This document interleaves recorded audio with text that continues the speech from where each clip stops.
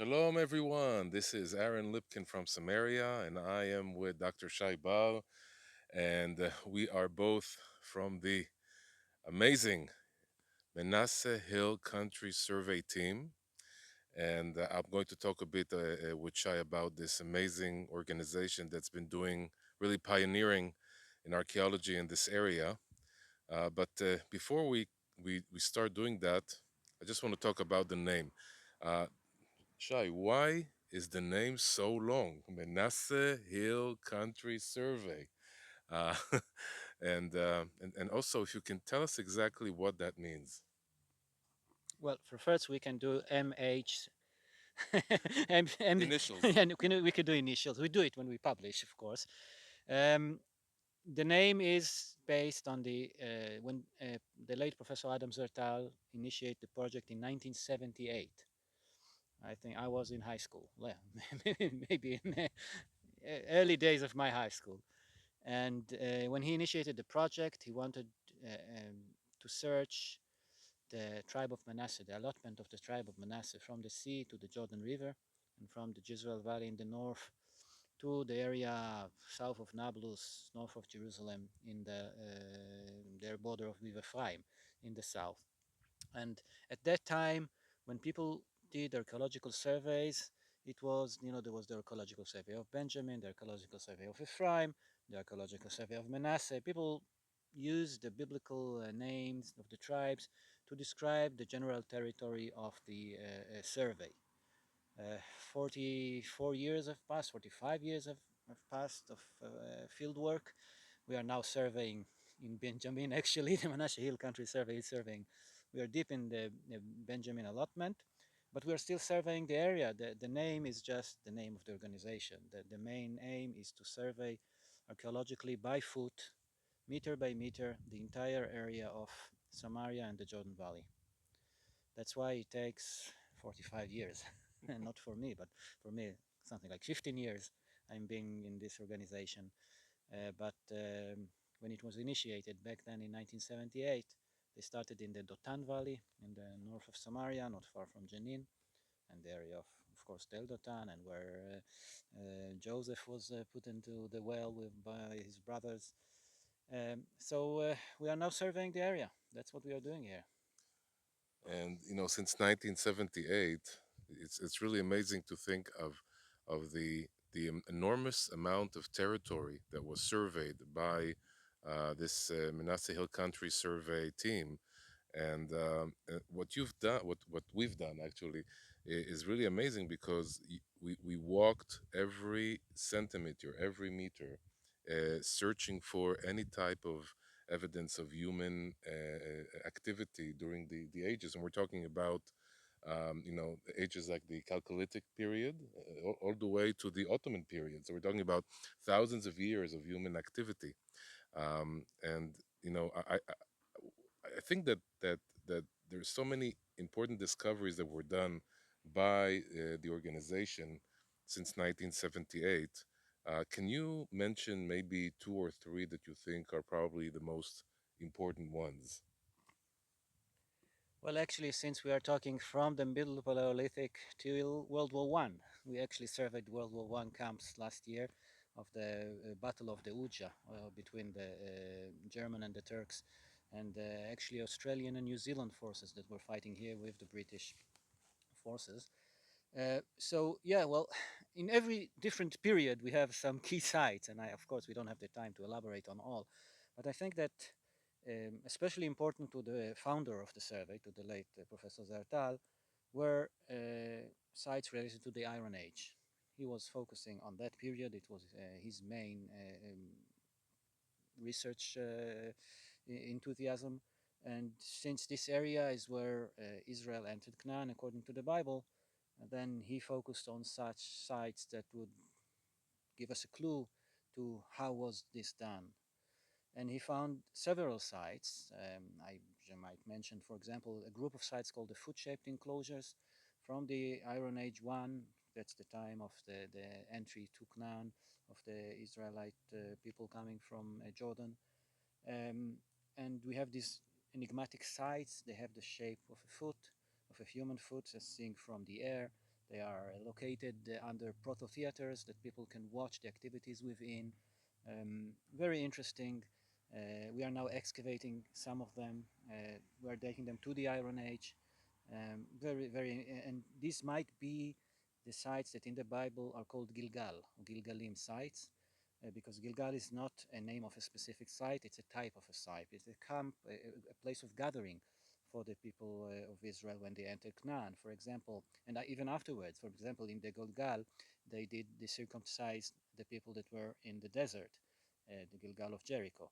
And from the Gilgal, they went to the wars of conquering in the Joshua's time. And Samuel went to the Gilgal, and there he first time took Shaul and made him king.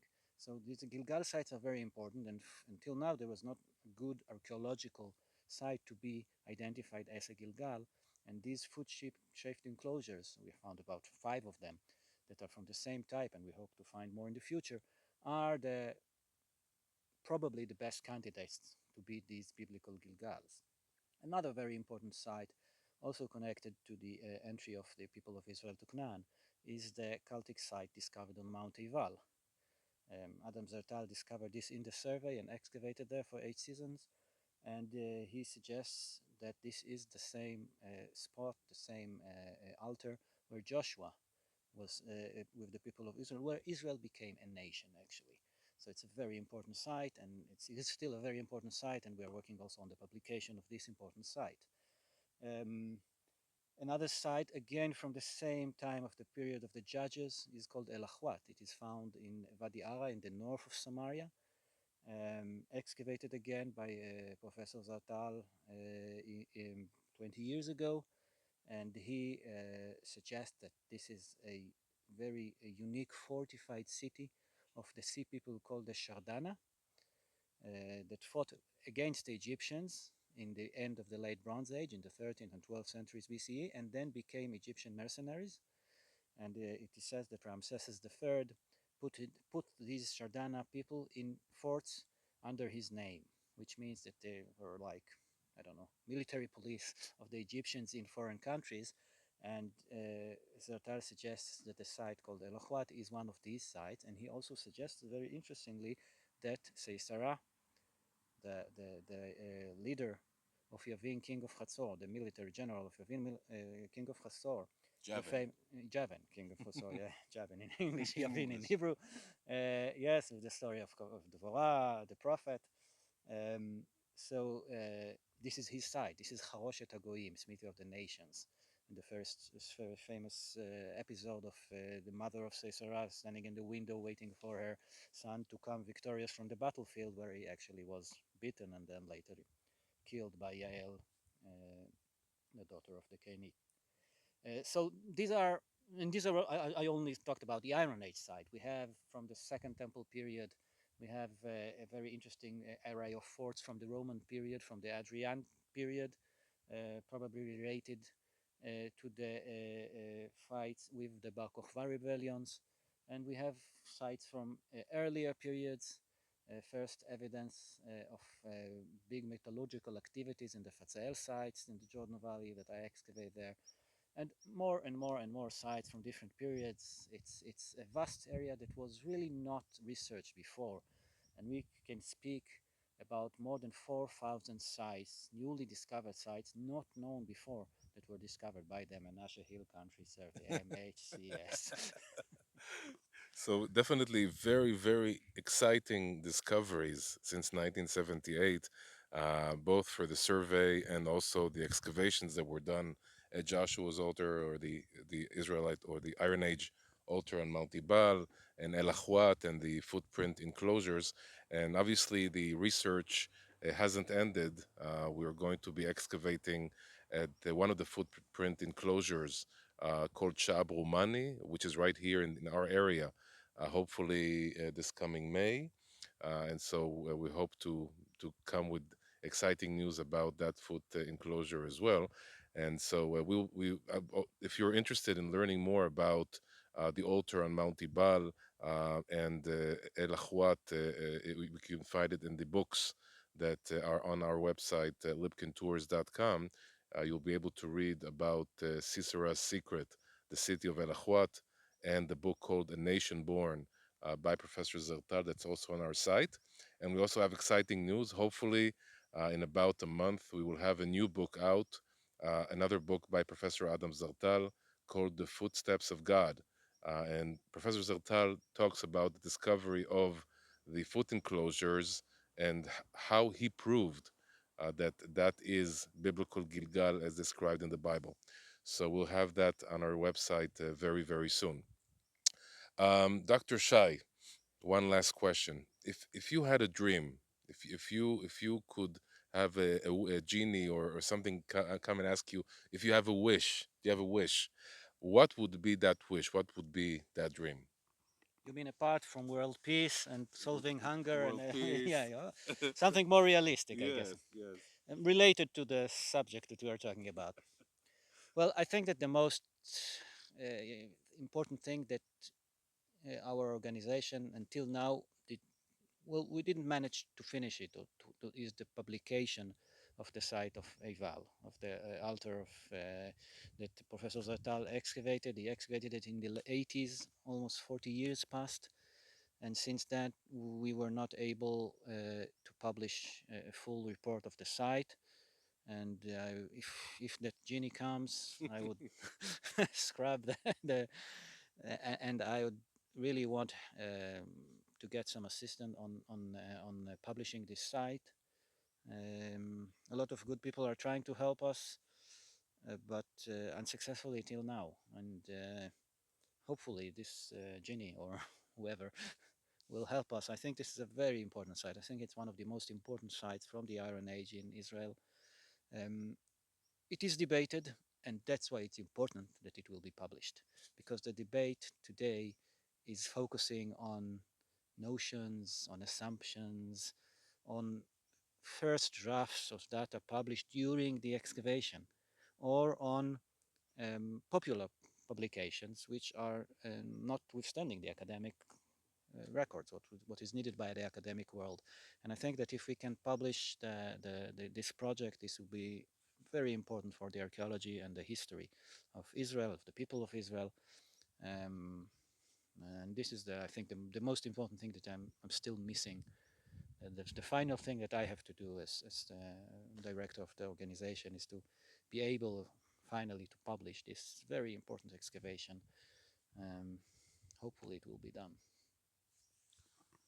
So I join you with your dream and say that you all know how important Joshua's altar is for me. That the altar on Mount Ebal, and we really need everyone to help us to raise the funds required for the final report about the Iron Age site on Mount Ebal, Joshua's altar.